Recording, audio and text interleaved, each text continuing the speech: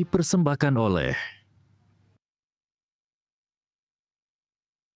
Enggak, kalau gurunya seperti yang dibayangkan atau seperti yang dikatakan oleh Mas Menteri ini, mestinya orang datang ke sekolah itu dengan senang hati. ya? Betul. Yeah. Orang datang ke sekolah itu untuk sebuah happiness. Betul. Yeah. Dalam sebuah komunitas yang sama-sama belajar. Ya, kunci kita menjadi guru itu cinta murid, cinta ilmu. Iya. Ini bukan itu sekedar, kuncinya. ini semacam tausiah, tetapi ini benar. Karena itu kita mulai dengan deep learning itu kan, guru tidak perlu dikejar dengan capaian yang harus banyak kontennya itu. Sekarang konten kita kurangi, tapi yang diajarkan yang most essential. Sehingga dia tidak kejar-kejar pemenuhan itu. Pembelajarannya mendalam. Dan kata kunci dalam deep learning itu adalah memuliakan. Saya secara pribadi, saya jadi dosen sudah 33 tahun. Wow. Sudah 33 tahun. Nah, lama itu Mas. Lumayan. Kalau rajin mengurus penghargaan sudah dapat 3 itu. lanjut. Tapi nggak pernah ngurus. Itu tahun. Kuncinya tadi ya, cinta murid, cinta ilmu. Yang kedua, setiap murid yang datang adalah amanah Tuhan yang memberikan kesempatan kita untuk mendapatkan kemuliaan dan mendapatkan pahala dari setiap kebaikan yang kita lakukan. Iya, setuju. Ini sudah bridging ke tingkat makomnya tinggi.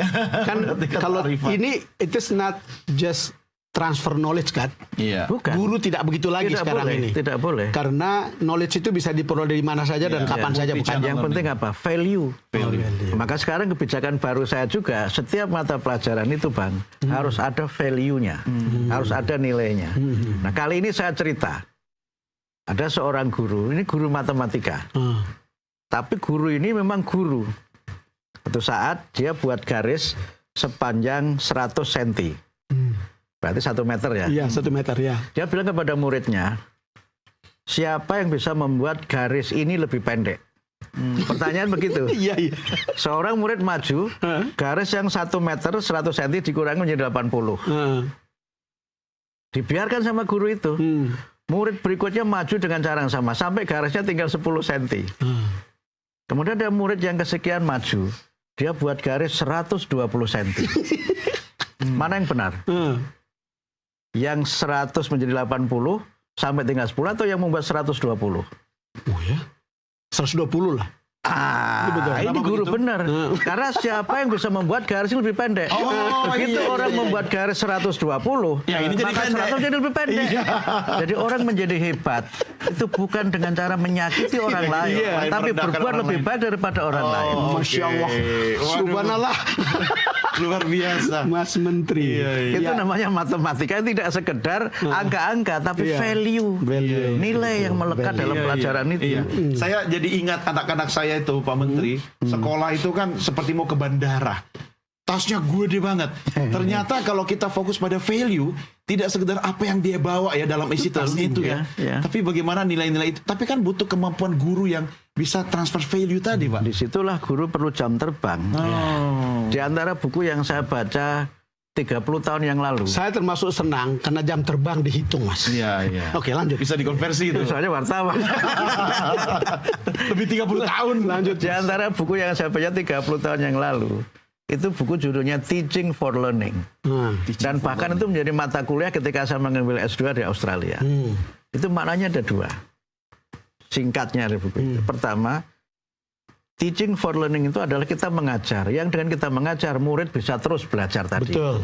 Sehingga yang kita ajarkan itu, berapapun materinya, nggak akan cukup. Iya. Tapi harus mendorong anak untuk belajar di luar kelas. Iya. Gitu. Nah, yang kedua, mengajar itu juga bagian dari dia belajar. Jadi orang jadi guru itu, seiring dengan masa kerja, itu harus diikuti dengan pengalaman dan sebagainya. Nah, saya cerita lagi pengalaman satu lagi. Ini sering saya ceritakan, tapi baru sekarang saya sampaikan di TV. Ketika saya kuliah S2, baru masuk semester 1, Bang, saya diperintahkan dosen saya mencari buku judulnya How Children Fail. How Children Fail. Karena saya baru datang dari kampung, kuliah ke luar negeri, itu saya pikir itu buku yang baru terbit. Saya cari perpustakaan, ternyata buku itu terbit tahun 1967. Sudah lama. Saya belum lahir. Nah, saya kaget, kenapa buku ini saya suruh baca? itu buku itu ditulis oleh guru SD. Guru SD nulis buku, pengalamannya menjadi guru dia tulis.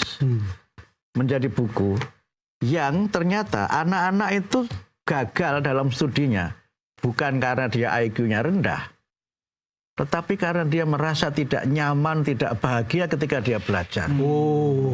Dia tidak menjadi dirinya sendiri. Iya. Terpaksa. Nah, cerita berikutnya, 50 tahun kemudian, buku itu cetak ulang dengan judul yang sama. Saya beli di salah satu toko buku di bandara.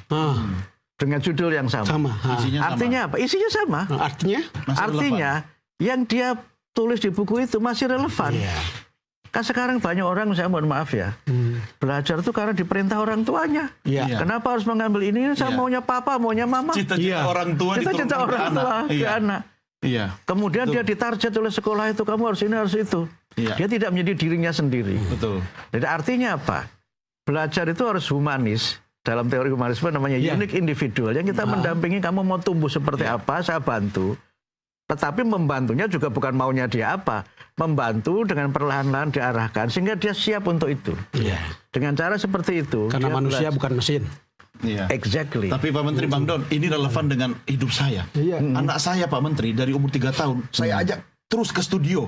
Dengan harapan dia akan jadi jurnalis di masa depan. Nggak satu pun anak-anak saya yang ikut. Malah jadi ini atlet basket ini. Tapi ya sudahlah, dia punya itu jalan pilihan kan? Itu pilihan itu. Karena itu semua bakat itu baik. Iya, betul. Semua ilmu itu penting. Nah, disinilah sebenarnya makna pendidikan itu. Sehingga kita kemudian dengan deep learning itu kita punya prinsip mindful, meaningful, dan joyful. Belajar itu harus gembira. Oke, Bang Don, Pak Menteri, asik sekali ya kita berbincang ya, nggak terasa. Tapi saya pengen kita menyimpan energi diskusi kita ini untuk di episode yang berikutnya, Bang Don. Oke kan, setuju kan? Ini sangat menarik dan saya rasa tidak seperti pejabat pada umumnya. Betul, kita juga mendapatkan banyak hal baru. Oleh Mas Menteri ini tidak normatif caranya. Nah, biar kita berlanjut episode berikutnya, Bang Don, kita akhiri dulu sampai di sini, pemirsa Doncast episode kali ini. Jangan lupa saksikan lanjutan diskusi kami dengan Menteri Pendidikan Dasar Menengah di episode berikutnya. Saya Doni De Keyser. Saya Don Bosco Slamet. Sampai jumpa.